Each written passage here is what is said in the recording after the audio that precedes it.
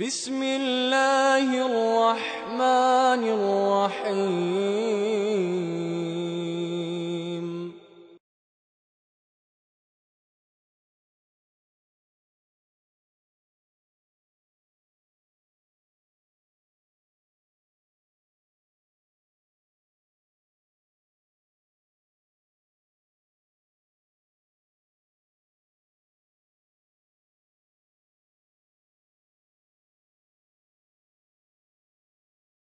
الحمد لله نحمده ونستعينه ونستغفره ونؤمن به ونتوكل عليه ونعوذ بالله من شرور أنفسنا ومن سيئات أعمالنا من يهده الله فلا مضل له ومن يضلل فلا هادي له وأشهد أن لا إله إلا الله وحده لا شريك له وأشهد أن محمدا عبده ورسوله صلى الله عليه وسلم الذي أرسله بالحق بشيرا ونذيرا وداعيا إلى الله بإذنه وسراجا منيرا أما بعد فإن خير الحديث كتاب الله وخير الهدي هدي محمد صلى الله عليه وسلم وشر الأمور محدثاتها وكل محدثة بدعة وكل بدعة ضلالة وكل ضلالة في النار أما بعد فقد قال الله تبارك وتعالى في الكلام المجيد والفرقان الحميد بعد أعوذ بالله من الشيطان الرجيم يا أيها الذين آمنوا اتقوا الله حق تقاته ولا تموتن إلا وأنتم مسلمون يا أيها الناس اتقوا ربكم الذي خلقكم من نفس واحدة وخلق منها زوجها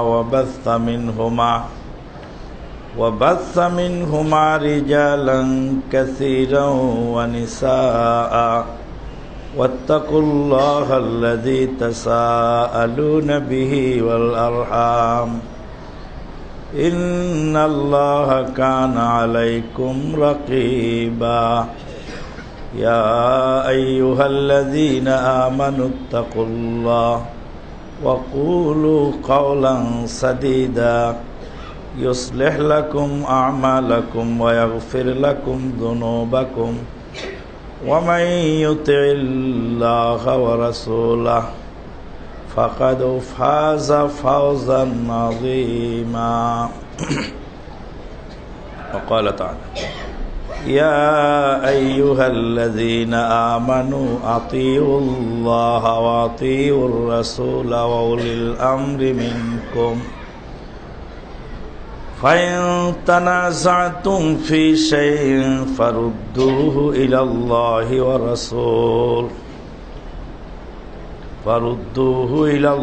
والرسول إلى آخر الآية. عن تميم الداري رضي الله تعالى عنه قال رسول الله صلى الله عليه وسلم الدين النصيحة قلنا لمن قال لله ولرسوله ولأئمة المسلمين وعامتهم رواه مسلم أو كما قال صلى الله عليه وسلم. আল্লাহ পাকের অশেষ মেহেরবানিতে বিগত জুমাগুলিতে আমরা হক সমূহ সম্পর্কে আলোকপাত করেছিলাম। আল্লাহর হক বান্দার প্রতি, বান্দার হক আল্লাহর প্রতি, আল্লাহর হক বান্দার প্রতি, হক শব্দের অর্থ দাবি বা প্রাপ্য বা পাওনা। তো আল্লাহর হক বান্দার কাছে আর বান্দার হক আল্লাহর কাছে। তো আল্লাহর হক হলো, আল্লাহর পাওনা হলো যে আল্লাহর ইবাদত হবে। আল্লাহর ইবাদত, আল্লাহর সঙ্গে কোনো শরিক হবে না। আল্লাহর হক হলো আল্লাহর ইবাদত, বান্দার সাথে কোনো, আল্লাহর সাথে কোনো শরিক হবে না। এটা হলো আল্লাহর পাওনা বান্দার কাছ থেকে। আল্লাহর বান্দাদের প্রতি সহানুভূতিশীল হতে হবে, সহানুভূতিশীল হবে। আল্লাহর বান্দাকে সাহায্য করলে, সহযোগিতা করলে আল্লাহকেই সহযোগিতা করা হয়, আল্লাহকেই সাহায্য করা হয়। সে মর্মে বিস্তারিত আলোচনা হয়ে গেছে গত জুমাগুলিতে। হাসরের ময়দানে আল্লাহ পাক বান্দাকে জিজ্ঞাসা করবেন, আমি অসুস্থ ছিলাম, আমার শুশ্রূষা করনি কেন? আমি অনাহারে ছিলাম, খাদ্য দাওনি কেন? আমি বেবস্ত্র ছিলাম, বস্ত্র দান করনি কেন? বান্দা বলবেন, আল্লাহ এটা আবার কেমন করে হয়? আপনি কোন সময় অনাহারে ছিলেন, কোন সারে ক্ষুধার্ত ছিলেন, কোন সময় আপনি বেবস্ত্র ছিলেন? আপনি কুল কায়নাতের মালিক। আল্লাহ পাক বলবেন, আমার বান্দারা অনাহারে ছিল, ক্ষুধার্ত ছিল, বেবস্ত্র ছিল, অসুস্থ ছিল, তাদেরকে দিলেই আমাকে দেওয়া হতো। বান্দার হক আল্লাহর কাছে। আল্লাহর কাছ থেকে বান্দা কি আশা করতে পারে?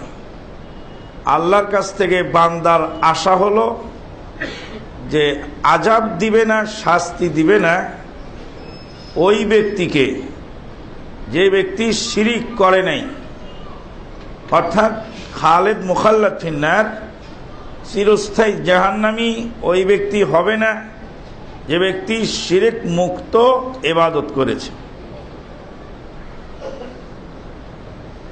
আল্লাহ পাক বলেন, হে আদম সন্তান, তোমরা যদি পৃথিবী ভর্তি পাপ নিয়ে আমার দরবারে হাজির হও, পৃথিবী ভর্তি পাপের মধ্যে যদি শিরিকের পাপ না থাকে, তাহলে আমি পৃথিবী ভর্তি মাগফিরাত বা ক্ষমা নিয়ে তোমাদের সামনে হাজির হব। হে আমার বান্দা, তোমাদের পাপ যদি আকাশের সীমানা পর্যন্ত পৌঁছে যায়, আকাশ ছোঁয়া পাপ যদি তোমরা করো আর সেই পাপের মধ্যে যদি শিরকের পাপ না থাকে, তাহলে আমি আল্লাহ তাকে ক্ষমা করে দেব। যাকে ইচ্ছা ক্ষমা করব, যাকে ইচ্ছা শাস্তি দিব। শাস্তি যতই হোক, যার পাপের মধ্যে শিরক নাই সে অবশ্যই একদিন না একদিন জান্নাত পাবেই পাবে। জান্নাত তার অবধারিত, জান্নাত থেকে সে বঞ্চিত হবে না। জান্নাতে যাওয়াটা দুই ভাবে, একটা হলো ডাইরেক্ট যাওয়া আর একটা হলো পাপ খাটার পরে যাওয়া। রাসূলুল্লাহ সাল্লাল্লাহু আলাইহি ওয়াসাল্লাম বলেন, সহিহ মুসলিমের হাদিস এসেছে,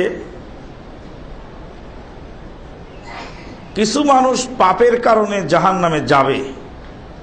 জাহান্নাম খাটতে খাটতে খাটতে খাটতে এক সময় আল্লাহ পাক তাদেরকে জাহান্নাম থেকে উঠাবেন।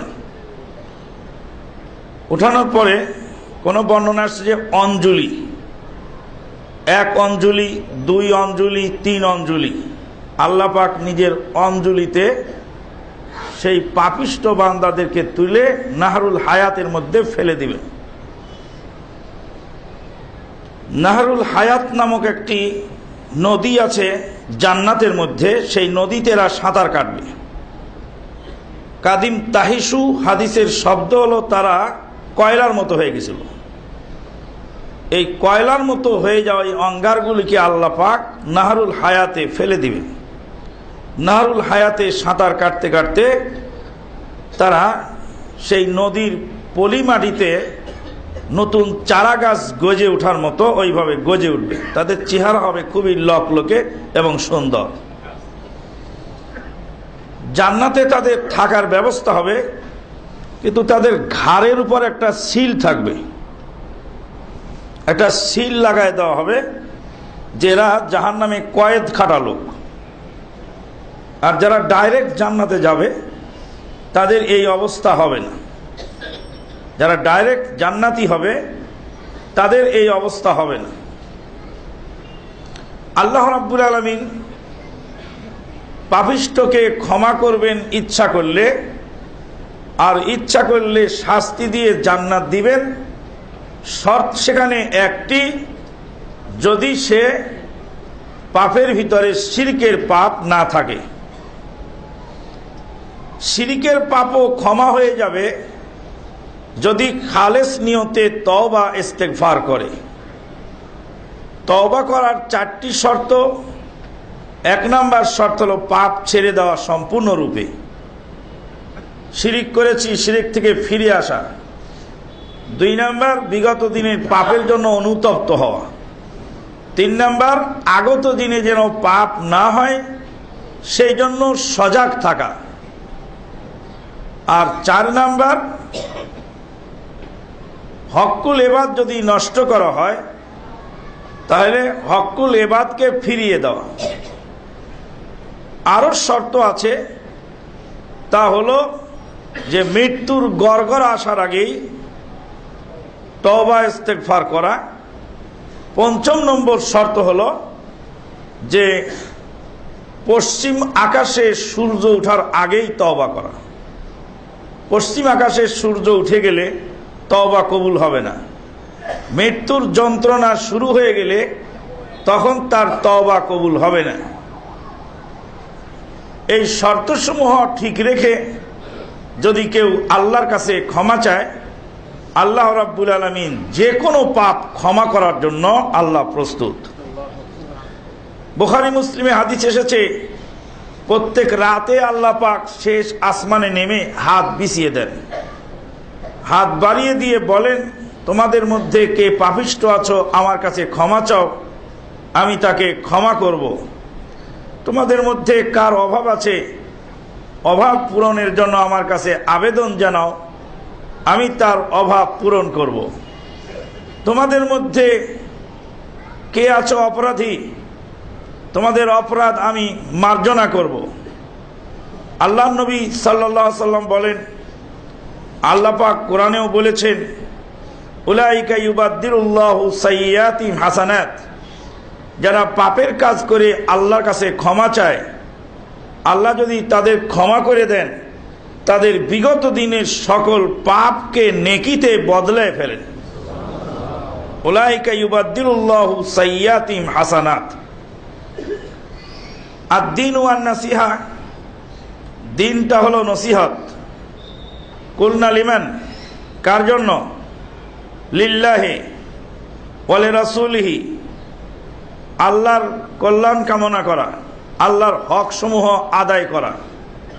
ওয়া লিরাসূলিহি, রাসূলের হক সমূহ আদায় করা।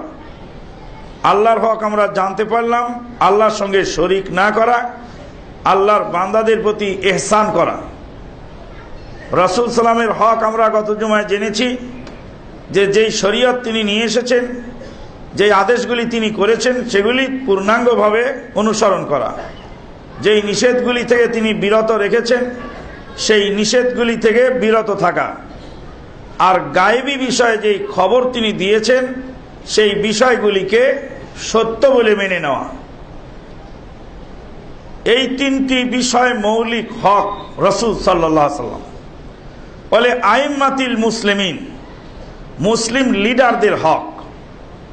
বহুদিন বলেছি, আবার আজকেও বলে রাখি, কথাটা মনে রাখতে হবে। সাধারণ মানুষের বিষয় আর একজন দায়িত্বশীলের বিষয় এক নয়।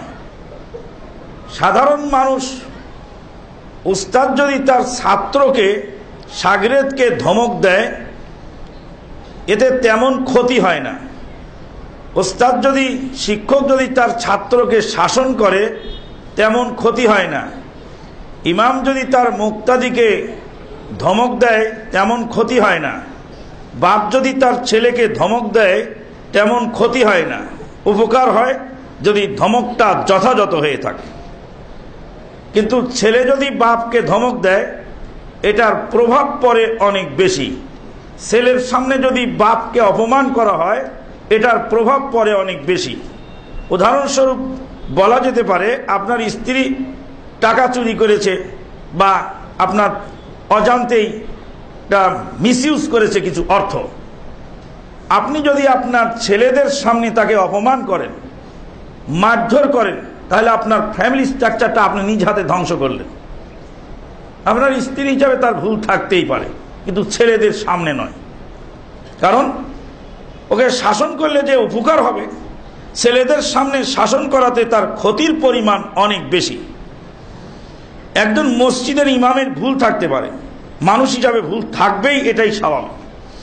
কিন্তু যদি সেই ইমামকে মুসল্লিদের সামনে ধমকানো হয় তাহলে ওই মুসল্লিদের সামনে ওই ইমামের মূল্যহীনতা প্রমাণিত হল। ওই ইমামকে দিয়ে ওই মুসল্লিদেরকে চালানোটা কঠিন হয়ে যায়। অনুরূপভাবে সামাজিক দায়িত্বপ্রাপ্ত, রাষ্ট্রীয় দায়িত্বপ্রাপ্ত যে কোনো নেতা বা লিডার, তাকে যদি পাবলিকের সামনে তাদের দোষ ত্রুটিগুলিকে যদি ওপেনে তুলে ধরা হয় তখন সেক্ষেত্রে মারাত্মক ক্ষতি ডেকে আনে। ওই জন্য সাধারণ মানুষের সমালোচনা আর যারা দায়িত্বপ্রাপ্ত ব্যক্তি তাদের সমালোচনার ভিতরে অনেক ডিফারেন্স আছে। ওই জন্য হাদিসেও তাই বলা হলো, বলে আইম্মাতিল মুসলিমিন, মুসলিম শাসকদের হক রয়েছে, ও আম্মাতিহিম, মুসলিম সাধারণ জনগণের হক রয়েছে। সাধারণ জনগণ থেকে শাসকদেরকে বা দায়িত্বশীলদেরকে আলাদা করা হলো এই হাদিসে। আল্লাহ পাক বলেন, ইয়া আইয়ুহাল্লাযীনা আমানু, ওহে যারা ঈমান এনেছ, আতিউল্লাহ, আল্লাহর আনুগত্য করো, ও আতিউর রাসূলা, রাসূল সাল্লাল্লাহু আলাইহি ওয়াসাল্লামের আনুগত্য করো, ওয়া উলিল আমরি মিনকুম, আর তোমাদের মধ্যেকার নেতৃবৃন্দের আনুগত্য করো। ওয়া উলিল আমরি মিনকুম, আয়াতটা দুই জায়গায় দুইটা বিষয় বুঝার আছে। আয়াত থেকে এক নম্বর জানা যাচ্ছে আতিউল্লাহ ওয়া আতিউর রাসূলা। আতিউ শব্দ আনুগত্য করো, আল্লাহ শব্দের পূর্বে আতিউ শব্দ ব্যবহার করা আছে। ওয়া আতিউর রাসূলা, রাসূল শব্দের পূর্বে আতিউ ব্যবহার করা আছে। ওয়া উলিল আমরি মিনকুম, এখানে এসে ওয়া আতিউ উলিল আমরি মিনকুম এটা বলা হয়নি। আতিউল্লাহ ওয়া আতিউর রাসূলা ওয়া আতিউ উলিল আমরি মিনকুম এটা আর বলা হলো না, বলা হলো আতিউল্লাহ ওয়া আতিউর রাসূলা, আল্লাহর আনুগত্য করো, রাসূল সাল্লাল্লাহু আলাইহি ওয়াসাল্লামের আনুগত্য করো, ওয়া উলিল আমরি মিনকুম, আর তোমাদের নেতাদের আনুগত্য করো। নেতাদের আনুগত্য, তার আগে ওয়া আতিউ শব্দ ব্যবহার হয়নি।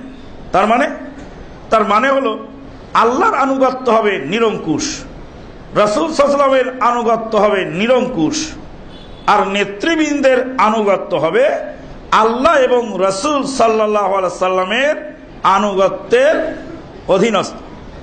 আল্লাহ এবং তার রাসূলের আনুগত্য থাকলে নেতৃবৃন্দের আনুগত্য সেক্ষেত্রে প্রযোজ্য। রাসূল সাল্লাল্লাহু আলাইহি ওয়াসাল্লাম বলছেন, লা তাআতা লি মাখলুকিন ফি মাসিয়াতিল খালিক, আল্লাহর নাফরমানিতে দুনিয়ার কোনো মানুষের আনুগত্য চলবে না, দুনিয়ার কোনো মাখলুকের আনুগত্য চলবে না। ওয়া উলিল আমরি মিনকুম, তোমাদের দায়িত্বশীলেরা যারা তোমাদেরকে হুকুম দেওয়ার অধিকার রাখেন। উলিল আমর অনেক হয়, আমার পিতামাতা আমার উলিল আমর, আমার উস্তাদ আমার উলিল আমর, আমার গ্রামের সর্দার আমার উলিল আমর, আমি যার আন্ডারে চাকরি করি তিনি আমার উলিল আমর, আমার রাষ্ট্রীয় বিভিন্ন দায়িত্বপ্রাপ্ত ব্যক্তিবর্গ তারা আমার উলিল আমর। ওয়া উলিল আমরি মিনকুম, তোমাদের উলিল আমরদের আনুগত্য করো। আমার পিতা যদি আমাকে সুদ খেতে বলেন, আমি সুদ খেতে পারবো না, আমি সরি।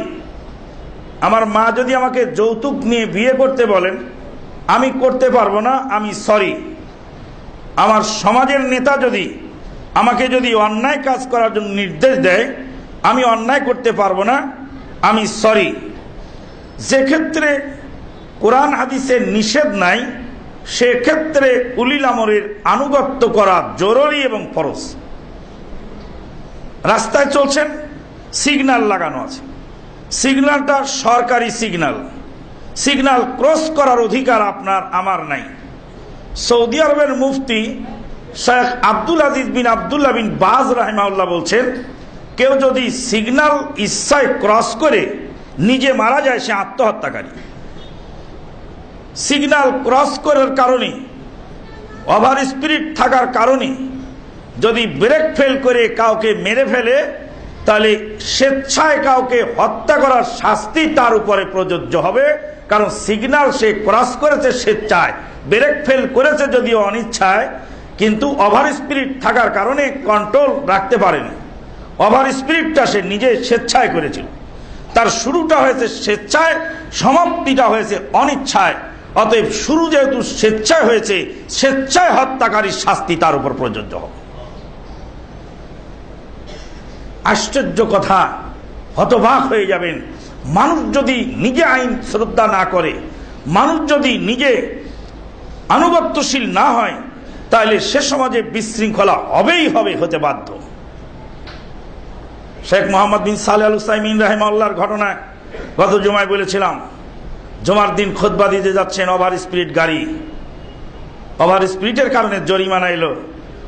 ড্রাইভার সাহেব গিয়ে পুলিশ অফিসারকে কানে কানে বললেন, শেখ মোহাম্মদ বিন সালেহ আল উসাইমিন সৌদি আরবের একজন বরেণ্য আলেমে দিন, তিনি খুতবা দিতে যাচ্ছেন, সময়ের স্বল্পতার কারণে আমি গাড়িটা ওভার স্পিডে রেখেছি।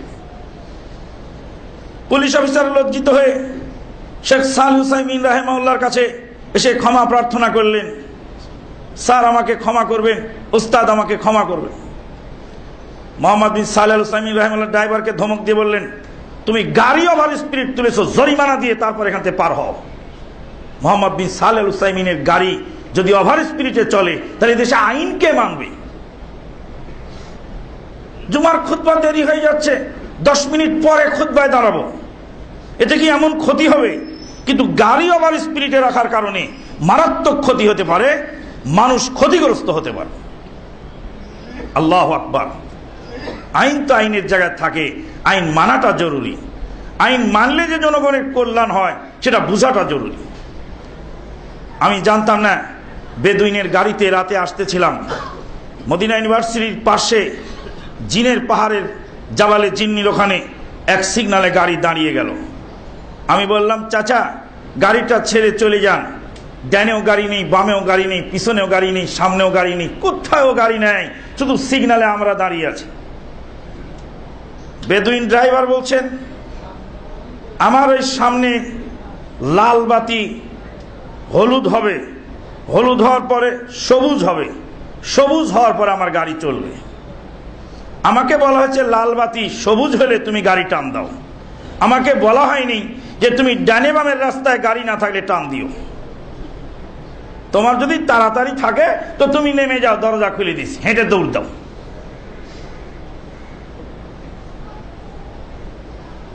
আমার সরকারি আইন, আমার আল্লাহ বলছেন আতিউল্লাহ ওয়া আতিউর রাসূল ওয়া উলিল আমরি মিনকুম। বললাম, তোমার সরকার কি তোমাকে দেখে এত রাতে? তোমার বাদশা তো ঘুমাচ্ছে। যোগ করে কথাটা বললাম বেদুইনের কাছে, বলছে ওই বাদশার আনুগত্য করার জন্য আর এক বাদশা আসমানে আছেন, তিনি ঘুমান না, লা তাখুযুহু সিনাতু ওয়ালা নাওম। এই বাদশা বলে দিয়েছে ওই বাদশার আনুগত্য করো। অনেক ভাই বলে থাকেন অবৈধ সরকারের আনুগত্য করা বৈধ নয়, জালেম শাসকের আনুগত্য করা বৈধ নয়। আমি তাদেরকে বলি, সিগন্যাল কাটেন। জালেম শাসকের সব আনুগত্য যদি অবৈধ হয় তো সিগন্যাল কাটেন। যখন রোডে সিগন্যাল লাগবে, 4 রাস্তাতে 4 জন গাড়ি ঢুকাই দিবেন একসাথে, কে কাকে মারে তারপর দেখা যাবে।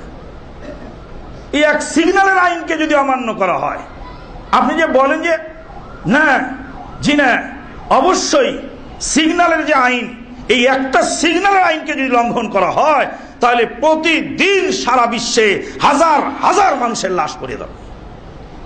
ওই জন্য শাইখুল ইসলাম ইমাম ইবনে তাইমিয়া রাহিমাহুল্লাহ বলছে, একদিন যদি আইন তুলে নেওয়া হয়, পৃথিবী থেকে যে কোনো দেশ থেকে যে একদিনের জন্য আইন তুলে নেওয়া হয়, 1 ঘন্টার জন্য যে আইন তুলে নেওয়া হয়, সামান্য সময়ের জন্য যদি আইন তুলে নেওয়া হয় যে আজকে 12টা থেকে 12টা 5 মিনিটের মধ্যে যে যা পারবে করবে, কোনো আইন তাকে ধরবে না।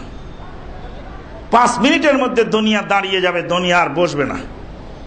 কামাতি দুনিয়া বে5 দাকাইক, 5 মিনিটের মধ্যে দুনিয়া দাঁড়ায় যাবে, দুনিয়া আর বসবে না, ঠান্ডা আর হবে না। যে যাকে মারবে, যে যাকে ধরবে। আইন আসে দেখেই তো আপনি চলতে পারছেন।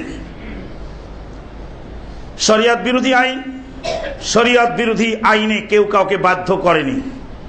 সুদী ব্যাংক চালু আছে, আপনি সুদ খাবেন না, আপনাকে বাধ্য করে সুদ খাওয়ানো হচ্ছে না। বিদ্যুতের বিল বিলম্ব দিতে গেলে বিলম্ব মাসুল লাগে, ওখানে সুদ হয়। বিলম্বে দেবেন কেন? আপনি আগে দিয়ে দেন, আপনি বাঁচার চেষ্টা করেন। তারপরে যে ক্ষেত্রে বাঁচা গেল না, লা তা'তা ইন্নামা আতিউল্লাহ ফাত্তাকুল্লাহ মাস্তাতাতুম, আল্লাহকে ভয় করো যতদূর তোমাদের পক্ষে সম্ভব। আল্লাহকে ভয় করো যতদূর তোমাদের পক্ষে ভয় করা সম্ভব। লা ইউকাল্লিফুল্লাহু নাফসান ইল্লা উসআহা, মানুষের সাধ্যের অতিরিক্ত কোনো বুঝা আল্লাহ পাক চাপিয়ে দেননি। লাহা মা কাসাবাত ওয়া আলাইহা মাকতাসাবাত। লাহা মা কাসাবাত, সে যা সহজে কামাই করে, কাসাবাত মানে সহজে কামাই করা, আর ইকতাসাবাত মানে কঠিনে কামাই করা। সে যেটা সহজে কামাই করে ওটা তার কল্যাণ, আর সে যেটা কঠিনভাবে গ্রহণ করে সেটা তার অকল্যাণ। তার মানে খুতবা তো শুনেছেন, মনে তো থাকে না। পাপ কাজটা কঠিন করে কঠিনভাবে আদায় করা হয়, আর নেক কাজটা সহজে করা হয়। আপনাকে 100টা টাকা দিলাম, এই 100 টাকা নিয়ে ওই দোকান থেকে ফল কিনে আপনার আম্মাকে দিবেন, পারবেন না? কঠিন কাজ, সহজ কাজ। আমি দিলাম না টাকা, আপনার টাকা থেকে আপনার আম্মাকে 500 টাকা দান করবেন, আমি নির্দেশ দিলাম, অনুরোধ করলাম, পরামর্শ দিলাম, পারবেন না? সহজ। লাঠিটা হাতে তুলে দিলাম, দিয়ে বললাম যে আপনি আপনার মায়ের মাথার উপর একটা বাড়ি দিবেন, বাড়ি দিলে আপনাকে 5000 টাকা পুরস্কার দেওয়া হবে। দুনিয়ার কোনো পাগল ছাড়াই কাজ করতে পারবে না, দুনিয়ার কোনো পশু ছাড়াই কাজ করতে পারবে। মায়ের মাথার পর বাড়ি দেওয়ার পরে লোকেরা বলবে তুমি যে কাজ করছো এ কাজ মানুষে করে না, তুমি যে কাজ করেছো এটা অসম্ভব কাজ। যে লোক মায়ের গায়ে হাত তুলতে পারে তার দ্বারা অসম্ভব বলে কিছু নাই দুনিয়ায়। তাহলে মায়ের মাথায় বাড়ি দেওয়াটা কত বড় কঠিন কাজ। আমি বললাম আব্দুর রাজ্জাক সাহেব বসেন, এখানে বসাটা সহজ। আর যদি বললাম বসেন, উঠে যাওয়াটা কঠিন। খতিব সাহেব আমাকে বসতে বললেন, আমি উঠে যাব? চক্ষু লজ্জায় হোক বা কষ্টে হোক, শিষ্টে হোক, ইচ্ছা হোক অনিচ্ছায় হোক, সেখানে সে বসে থাকতে বাধ্য। তাহলে নাফরমানি করাটা কঠিন আর আনুগত্য করাটা সহজ। ওই জন্য আল্লাহ পাক বলছেন লাহা মা কাসাবাত ওয়া আলাইহা মাকতাসাবাত, সহজে যেটা কামাই করে ওটা তার কল্যাণে আসে। ওয়া আলাইহা মাকতাসাবাত, যেটা কঠিনভাবে সে গ্রহণ করে সেটা তার ক্ষতি ডেকে আনে। আল্লাহর কোরআন পড়বেন, এক একটা শব্দ নিয়ে বুঝবেন, আশ্চর্য হয়ে যাবেন। এটাকেই বলা হয় কোরআন গবেষণা। কোরআন পড়বেন, কোরআনের অর্থ বুঝবেন। একই জায়গায় আল্লাহ কথা বললেন, কথার মাঝখান দিয়ে একটু শব্দের পরিবর্তন হয়ে গেল। এখানে যে তাকিলুন, ওখানে বসে ইয়াকিলুন, এখানে বসে তালামুন, ওখানে বসে ইয়ালামুন, এখানে বসে তুফলেহুন, ওখানে বসে ফায়েজুন। এই যে ফিনিশিং হলো এক একটা শব্দ দিয়ে, এই শব্দের তাৎপর্য বুঝলে আপনি আশ্চর্য হয়ে যাবেন। এগুলি বলতে গেলে অনেক বিলম্ব হয়ে যাবে। বলছিলাম আতিউল্লাহ ওয়া আতিউর রাসূলা ওয়া উলিল আমরি মিনকুম, তোমাদের নেতৃবৃন্দের আনুগত্য করো। এটা হলো 4 মাযহাবের দলিল। এই আয়াত নাজিল হয়েছে রাসূলুল্লাহ সাল্লাল্লাহু আলাইহি ওয়াসাল্লামের জামানায়, সাহাবায়ে কেরামের জামানায়। এই আয়াত নাজিল হওয়ার 400 বছর পরে মানুষ বুঝলো যে 4 মাযহাব আল্লাহ ফরজ করে দিয়েছেন। তাই 400 বছর পরে মানুষ মাযহাব বানালো, বানিয়ে দলিল দিচ্ছে 400 বছর আগের এই আয়াত। তাহলে আল্লাহ যে বললেন চার মাযহাব মানো ওয়া উলিল আমরি মিনকুম, এটা হলো চার মাযহাবের দলিল। তো চার মাযহাব যে আল্লাহ বানাতে বললেন, এটা রাসূল সাল্লাল্লাহু আলাইহি ওয়াসাল্লাম বুঝলেন না কেন? রাসূল সাল্লাল্লাহু আলাইহি ওয়াসাল্লাম বানিয়ে দেখিয়ে গেলেন না কেন? আল্লাহ বলছেন আকিমুস সালাত ওয়া আতুজ যাকাত, সালাত কায়েম করে রাসূল দেখিয়ে গেছেন, যাকাত দিয়ে সাহাবায়ে কেরামগণ দেখিয়ে গেছেন। কোরআনের প্রত্যেকটি আয়াত অনুসরণ করে আমল করে রাসূল সাল্লাল্লাহু আলাইহি ওয়াসাল্লাম সাহাবায়ে আজমাইন জীবদ্দশায় কামেল মুকাম্মাল করে ইসলাম কমপ্লিট করে উম্মতের সামনে রেখে গেলেন। 400 বছর পরে এসে আমি বুঝলাম যে এটা মাযহাব মানার দলিল। ওয়া উলিল আমরি মিনকুম, তোমাদের ভিতরকার নেতৃবৃন্দু যদি দুই রকমের হয়, একটা হলো বৈষয়িক নেতৃবৃন্দু আর একটা ধর্মীয় নেতৃবৃন্দু। দুই রকমের নেতৃবৃন্দু এর মধ্যে আসবে। আলেম ওলামার আনুগত্যশীল হও। আলেম ওলামা কোরআন হাদিস দিয়ে যেভাবে বুঝায় ওইভাবে বোঝার চেষ্টা করো। মানলাম কথাটা, ওয়া উলিল আমরি মিনকুম, তোমাদের ভিতর। 1200 বছর পূর্বে ইমাম আবু হানিফা রাহমাহুল্লাহ ইন্তেকাল করেছেন। প্রায় 1200 বছর পূর্বে, 1250 বছর পূর্বে বা তার অধিককাল, প্রায় 1300 বছর পূর্বে ইমাম আবু হানিফা রাহিমাহুল্লাহ ইন্তেকাল করেছেন। তখন তো মাইক ছিল না, মাইক দিয়ে আজান দিবেন কি? ইমাম আবু হানিফা রাহিমাহুল্লাহর যদি আনুগত্য করতে যান আপনি, তাহলে মাইকের ফয়সালা কার কাছ থেকে নেবেন? ওয়া উলিল আমরি মিনকুম, তোমাদের ভিতরকার ধর্মীয় নেতাদের আনুগত্য করো, তোমাদের ভিতরকার। ওয়া উলিল আমরি মিনহুম, তাদের জামানায় তিনি ছিলেন উলিল আমর। আজকের জামানায় যারা যোগ্য আলেম তারা হলেন উলিল আমর। ধর্মীয় সমস্যার সমাধান ওই সমস্ত আলেমেরা দিবেন। স্কাইপিতে বিয়ে হচ্ছে, জায়েজ আছে কিনা? 1200, 1300, 1250 বছর পূর্বে যে সমস্ত ইমামগণ দুনিয়া থেকে বিদায় হয়ে গেছেন, তাদের কবরের কাছে গিয়ে কি বলা সম্ভব যে আমি তো আপনার মাযহাবের অনুসারী, তো এখন আমাদের জামানায় স্কাইপেতে বিয়ে চালু হয়েছে, এটা জায়েজ আছে কিনা? কিভাবে সম্ভব? অসম্ভব কথা, সম্ভব হচ্ছে না। স্কাইপেতে বিয়ে জায়েজ হতে পারে যদি ধোঁকাবাজির সম্ভাবনা না থাকে। দলিল, রাসূল সাল্লাল্লাহু আলাইহি ওয়াসাল্লাম মেরাজ থেকে ফিরে এলেন, মক্কার কাফেররা বলল তোমার আবার মেরাজ হলো কি করে? এত অল্প পথ কি করে গেলে? বায়তুল মাকদেস বলে দেখে আসছো। বলো তো বায়তুল মাকদেসের কতটি জানালা আর কতটি দরজা আর কতটি খাম্বা, ডানে বামে কি আছে বলো? রাতের বেলায় রাসূল সাল্লাল্লাহু আলাইহি ওয়াসাল্লাম বায়তুল মাকদেসে গিয়েছিলেন, সব তো আর দেখে আসা সম্ভব নয়। আমি তো এত বছর এই মসজিদে খুতবা দেই, আমাকে যদি জিজ্ঞেস করা হয় যে মাদার টেক মসজিদের কতটি জানালা, আমার তো মনেও নেই, গুণিও নেই। খাম্বা কতটি তা তো আমি বলতে পারবো না। তাহলে রাসূল সাল্লাল্লাহু আলাইহি ওয়াসাল্লাম কি করে বলবেন? আল্লাহ পাক তখন স্কাইপি ব্যবহার করেন। আল্লাহ পাক বায়তুল মাকদেসকে রাসূল সাল্লাল্লাহু আলাইহি ওয়াসাল্লামের সামনে তুলে ধরলেন। তুলে ধরার পরে এক একটা করে জানালা দরজা দেখে দেখে রাসূল সাল্লাল্লাহু আলাইহি ওয়াসাল্লাম বললেন বায়তুল মাকদেসের এতটি জানালা, এতটি দরজা, এতটি এই, ততটিতেই। সেদিন ওখানে ছিল মুজিজা। আজকের এই মুজিজা বিজ্ঞান গবেষণা করে আমার আপনার জন্য সহজ করে দিয়েছে। মাইকে আজান দিবেন কিনা? মাইক তো ইমামদের জামানায় ছিল না।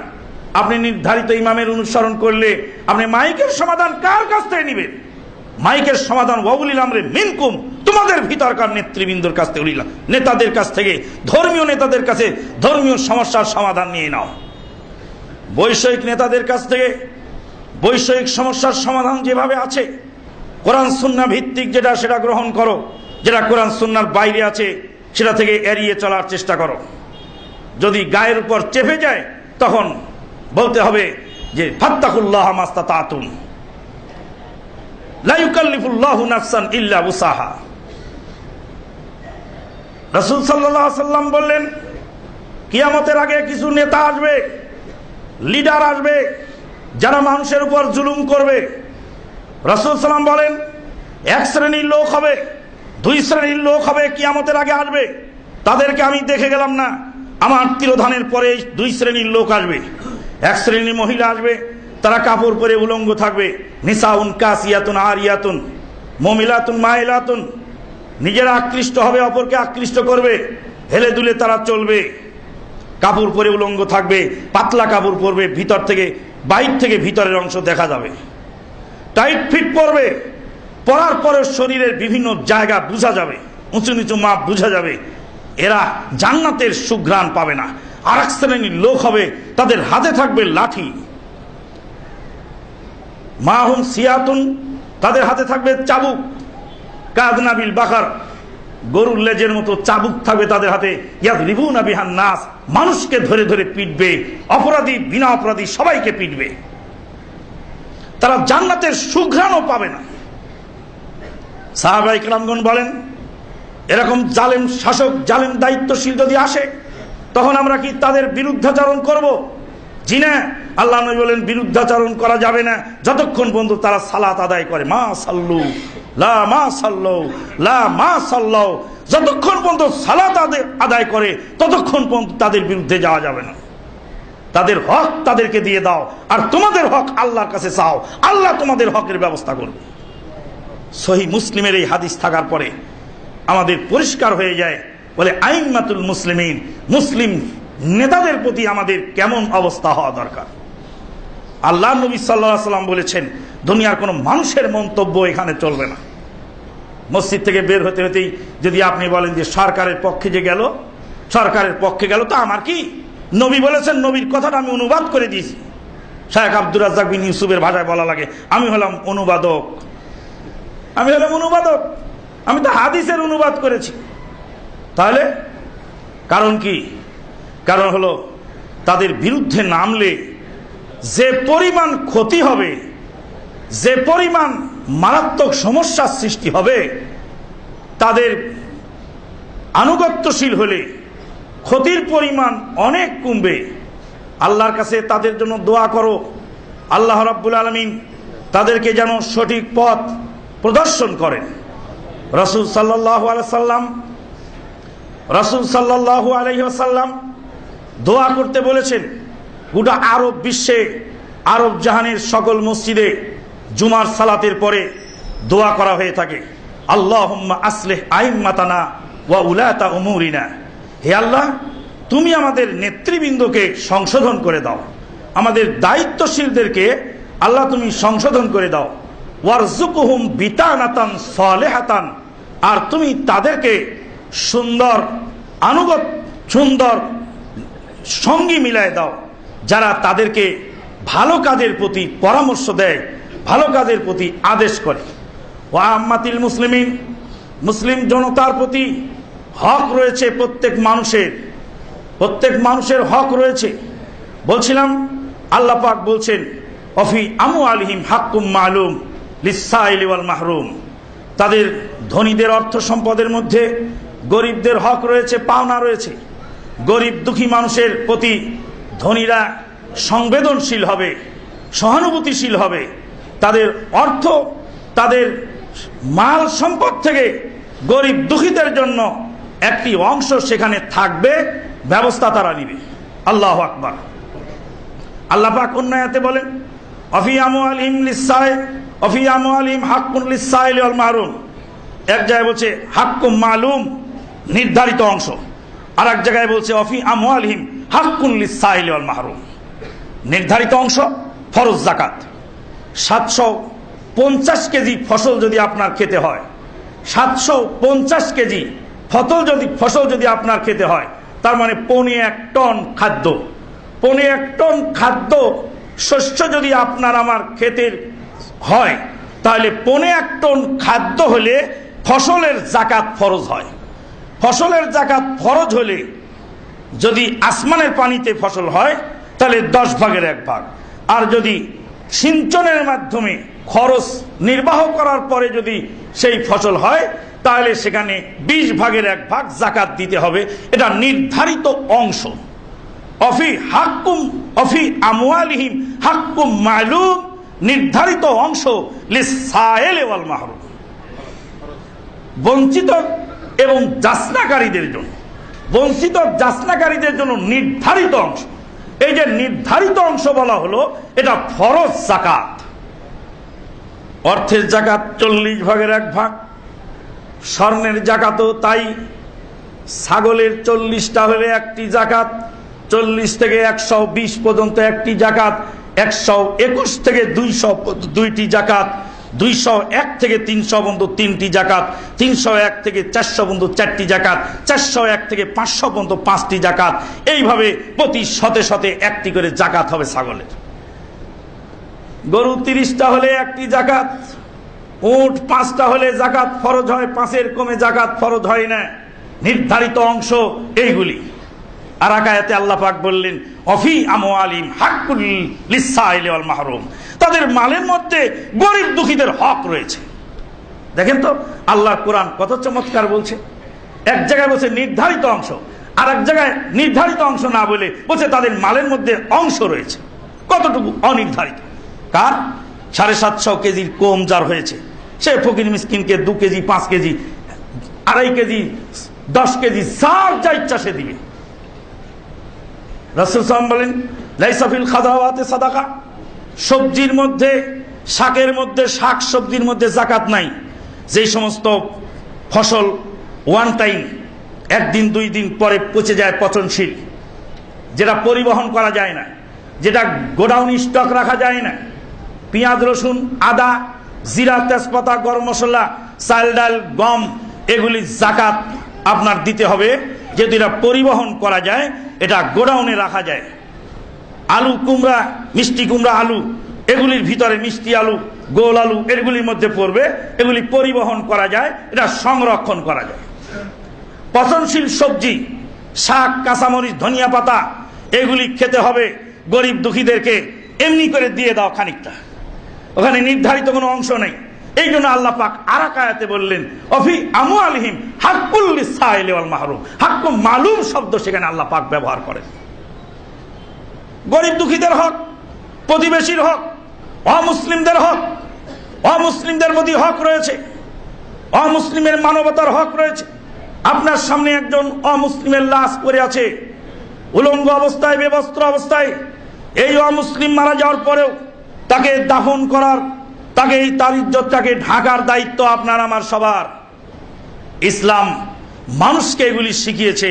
পশু পাখির হক রয়েছে, ছাগল বিড়ালের হক রয়েছে। ছাগলকে জবাই করার সময় চাকুটা ধার করো, গরুটা জবাই করার সময় চাকুটা ধারালো করে নাও, যাতে গরু কষ্ট না পায়। এক পশুর সামনে আর এক পশু জবাই করো না, আড়ালে নিয়ে জবাই করো, যাতে একজনের জবাই করা দেখে কষ্ট না পায়। বাড়িতে দুধের গাভী আছে, ওই গাভীর সামনে কুরবানির গরুটাও জবাই করে, জি না, আড়ালে নিয়ে যায় জবাই করে। এরা কষ্ট পায় আরেকজনকে জবাই করা দেখে, এটা যেন না হয়। ভুতা চাকু দিয়ে কষ্ট তাকে দিও না। সাপকে হত্যা করার নির্দেশ ইসলামী শরিয়ত দিয়েছে, কিন্তু সাপকে খুব দ্রুত গতিতে পিটিয়ে মারো, যেভাবেই মারো মারো, লা তুআযিবু বিআযাবিল্লাহ, আগুন দিয়ে পুড়িয়ে কোনো প্রাণীকে হত্যা করো না। ইসলামী শরিয়ত আমাকে প্রত্যেকটা কাজে মূলনীতি দিয়েছে। এমনকি তৃষ্ণার্ত কুকুরের বাচ্চাকে পানি পান করিয়ে একজন পাপিষ্ঠ লোক জান্নাত পেয়ে গেল, বুখারীর হাদিসে তা বিদ্যমান। ইসলাম মানুষকে সুন্দর, সাবলীল, প্রাঞ্জল জীবন যাপন করা শিখায়। ইসলাম মানুষকে সুশৃঙ্খলতা শিখায়। ইসলাম মানুষকে বিশৃঙ্খলতার বিরুদ্ধে সব সময় কথা বলে এসেছে। ওই জন্য ইসলাম হলো শান্তি। রাসূল সাল্লাল্লাহু আলাইহি ওয়াসাল্লাম বলে দ্বীন ওয়ান নাসিহা, দিনটাই হলো কল্যাণ কামনা করা। অকল্যাণকর কাজ দিনের মধ্যে সমর্থিত নয়। আকুলু মা তাসমাউন, বারাকাল্লাহু লানা ওয়া লাকুম ফিল কুরআনিল আযীম ওয়া নাফা'না ওয়া ইয়্যাকুম বিল আয়াতি ওয়াজ যিকরিল হাকীম। ইন্নাহু তাআলা জাওয়াদুন কারীমুম মালিকুম বারুর রাউফুর রহিম।